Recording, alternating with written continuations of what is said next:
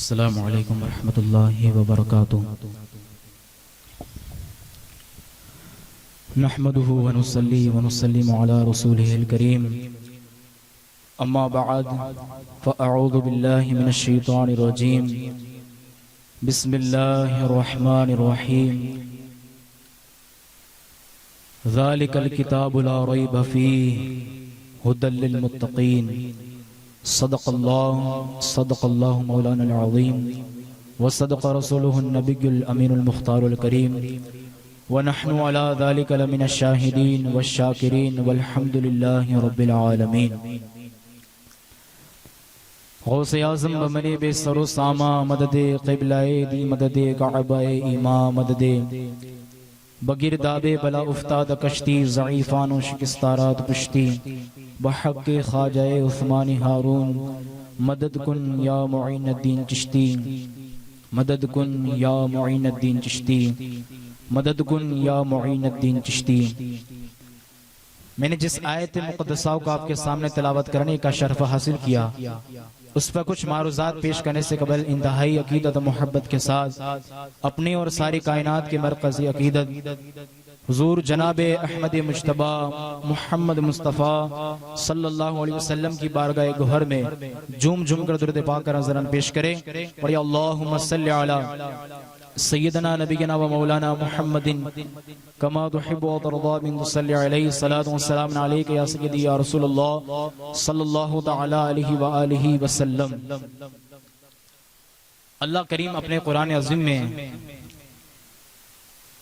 इसी किताब के हवाले से मेरा रब खुद इरशाद फरमाता है, ज़ालिकल किताबु ला रैब फ़ीहि हुदल लिल मुत्तक़ीन।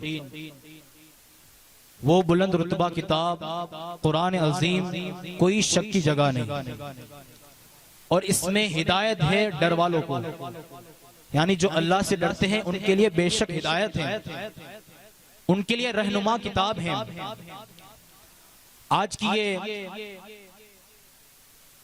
आज का ये प्रोग्राम तहफ़्फ़ुज़ कुरान के हवाले से मुनक़्क़िद पज़ीर है।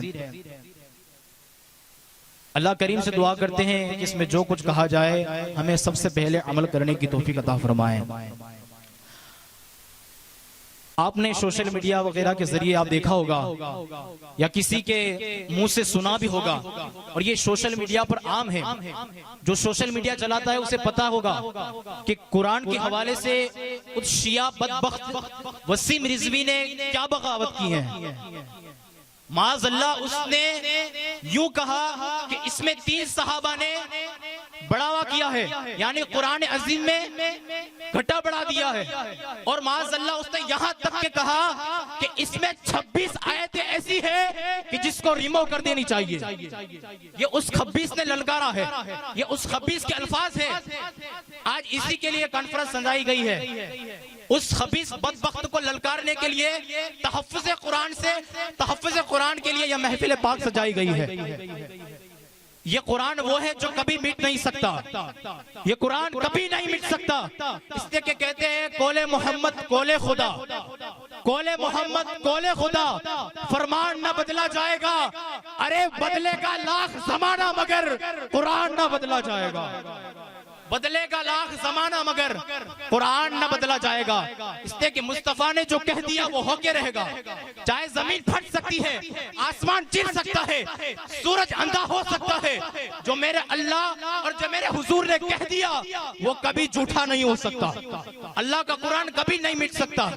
और ये वो कुरान है कि जिसको पढ़ने से घरों में रहमतें मिलती है। और ये वो किताब है, जरा सुने, किताबों में जो अफजल है उसे कुरान कहते हैं। किताबों में जो अफजल है उसे कुरान कहते हैं। इसे जिसने उतारा है उसको रहमान कहते हैं। इसे जिसने उतारा है उसको रहमान कहते हैं।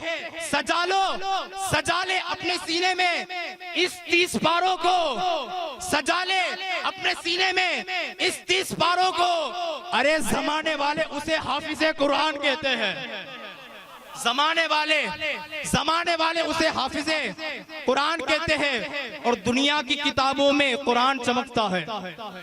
दुनिया की किताबें, बहुत सारी किताबें हैं। आज हमने बहुत सारी किताबें लड़कों को पढ़ाई है, अपने बच्चों को पढ़ाई है, कॉलेज की किताबें पढ़ाई है, साइंस की किताबें पढ़ाई है, चाहे जो किसी भी गैर की किताब पढ़ाई है, हमने सब किताबें पढ़ाई है, लेकिन कुरान अजीम को हमने नहीं पढ़ाया। इसलिए अफसोस है। दुनिया की सबसे बेहतरीन अगर किताब है ना तो यारो कुरान अजीम है, कुरान मजीद है। दुनिया की किताबों में कुरान चमकता है, कुरान में अल्लाह का फरमान चमकता है, कुरान में अल्लाह का फरमान चमकता है। आदत बना ले जो तिलावत कुरान की, आदत बना ले जो तिलावत कुरान की, अल्लाह की नजर में वो इंसान चमकता है, अल्लाह की नजर में वो इंसान चमकता है, अल्लाह की नजर में वो इंसान चमकता है। और ये कुरान अजीम वो किताब है कि जो अल्लाह ने अपने मुस्तफा जान रहमत सल्लल्लाहु अलैहि वसल्लम के क़ल्ब अतहर पर नाज़िल फरमाया। और कुरान में अजीम में अल्लाह एक जगह और इरशाद फरमाता है, लौ अंज़लना हाज़ल कुरान अला जबलिन लरअयतहु खाशिअन मुतसद्दिअन मिन खशियतिल्लाह। अगर हम इस कुरान को अगर किसी पत्थर और किसी पहाड़ पर उतारते तो तुम जरूर देखते कि वो अल्लाह के खौफ से, अल्लाह की खशियत से वो पहाड़ रेजा रेजा हो जाता। लेकिन कुरान भी उस जख्मी किताब, उस भारी किताब को, उस मजबूत किताब को, उस किताब मुबीन को ना समझ सका, लेकिन उसी किताब को अल्लाह ने अपने महबूब के क़ल्ब अतहर पर नाजिल फरमाया। और ये वो किताब है कि जिसमें हर चीज का इलाज मौजूद है। आज हम इतनी परेशानियों में मुब्तला हैं, हम बापुओं के पास जाते हैं, कहते हैं कि बापू इलाज दीजिए, ये दीजिए, वो दीजिए। अगर तू कुरान पढ़ेगा ना तो कोई भी मुश्किल तेरे सामने नहीं आ सकती। कुरान अजीम इतनी ताकत रखता है, लेकिन इसको पढ़े तो कोई, हमने सिर्फ उसको ताक के लिए सजाया है, हमने सिर्फ उसको ताक की ज़ीनत बनाई है, हमने सिर्फ उसको रमजान तक महदूद रखा, हमने सिर्फ उसको ज़ियारत वगैरह के लिए महदूद रखा, हमने सिर्फ उसको मकान और घर की इफ्तिताह के लिए महदूद रखा। नहीं, ये कुरान जिंदगी भर के लिए है, उसे पढ़ता रहेगा, मुसीबत नहीं आ सकती, कभी नहीं आ सकती। और कुरान का अदब क्या है जरा देखे। आज हम भी अपने घर में कुरान रखते हैं, लेकिन बुजुर्गों को देखे तो सही, वो किस तरह कुरान सजाते थे, वो किस तरह कुरान को मुअत्तर करते थे। हजरत महमूद गजनवी का नाम सुना होगा, बड़े बादशाह गुजरे हैं। अब देखें उनका कुरान का अदब, देखें किस तरह कुरान का अदब किया, और इसी कुरान के अदब ने आपको कहां से कहां तक पहुंचा दिया। महमूद गजनवी फरमाते हैं कि मैं कमरे में पहुंचा, देखा मुझे आराम करना था, देखा एक ताक है, उसके अंदर कुरान अजीम मौजूद है। अब दिल में ख्याल आया कि यहाँ कुरान अजीम है, मैं इस कमरे में कैसे आराम कर सकता हूँ। ये अदब के खिलाफ है। उन्होंने ये सोचा कि महमूद ये तो अदब के खिलाफ है, जहाँ कुरान अजीम है वहां मैं सो नहीं सकता। जैसे ही कुरान अजीम को उस ताक से निकालकर दूसरे कमरे में रख दिया और फिर जाके उसी कमरे में सो गए। नींद नहीं आ रही, बेचैनी पैदा हो रही। फिर दिल में ख्याल आया, महमूद ये तूने खिलाफ किया है, ये तूने कुरान अजीम के खिलाफ अदब है, बेअदबी की है कुरान अजीम की, कि खुद के आराम करने के लिए कुरान अजीम को किसी और कमरे में रख के आया और मैं यहाँ आराम कर रहा हूँ। जब ऐसा सोचा ना तो फिर गए कमरे में, उसी कमरे में गए, ताक से कुरान को निकाला और फिर उसी ताक में रख दिया जहां पहले कुरान मौजूद था। फिर वहां रख के फिर किसी दूसरे कमरे में चले गए और शायद किसी जगह या किसी से सुना है कि वो महमूद गजनवी पूरी रात कुरान पढ़ते रहे, पूरी रात कुरान पढ़ते रहे। और फरमाया गया कि जब विसाल उनका वक्त करीब आया, यानी जब वो इंतकाल कर गए, तो किसी ने ख्वाब में देखा कि महमूद गजनवी जन्नत के महल में टहलते हुए नजर आते हैं। किसी ने पूछा, महमूद ये मकाम मिला कैसे? महमूद कहते हैं, महमूद गजनवी सुनो, मैंने एक मर्तबा कुरान अजीम का ऐसा अदब किया, अल्लाह ने इसी कुरान के अदब के सदके में मुझे जन्नत अता कर दी। तो ये है कुरान अजीम। आज हम भी अपने घर में रखते हैं, आज कवर के टीवी को हम रोजाना साफ करते हैं। कवर के टीवी को रोजाना साफ करते हैं, घर में हर चीज को साफ करते हैं, लेकिन कुरान जो कब से पड़ा हुआ है उसे हम देखते भी नहीं, उस पर धूल जमी होती है, हमारा कोई ख्याल नहीं।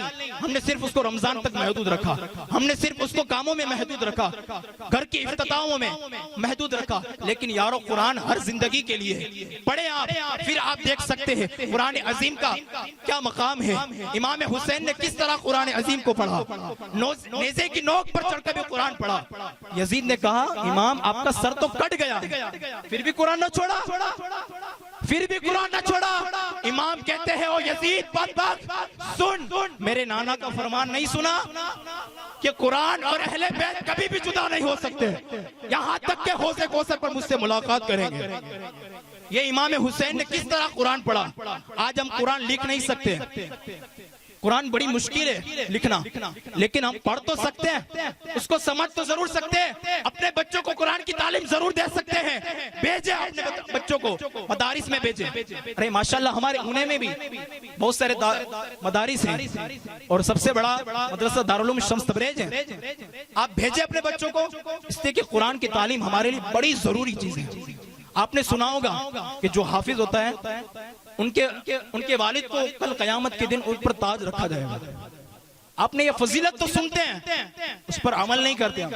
ये सुनने के लिए नहीं, उस पर अमल भी करना होगा। आज मैं आपके ऊना की बात कर रहा हूँ, ऊना की मैं बात करूं कि हम कुरान तो नहीं लिख सकते, लेकिन कुरान को पढ़ जरूर सकते हैं। लेकिन ए ऊना वालों, जिसकी वजह से आराम और सुकून से अपने घर में रहने वालों, अरे मीरा सैयद शाह बाबा ने सिर्फ कुरान पढ़ा नहीं है, सिर्फ कुरान की तफसीर नहीं बताई, कुरान की तसरीह नहीं बताई, बल्कि अपने मुकद्दस हाथों से ऐसा कुरान लिखा है कि देखने वाला कहकर कहता है सुभान अल्लाह। ऐसा कुरान लिखा है।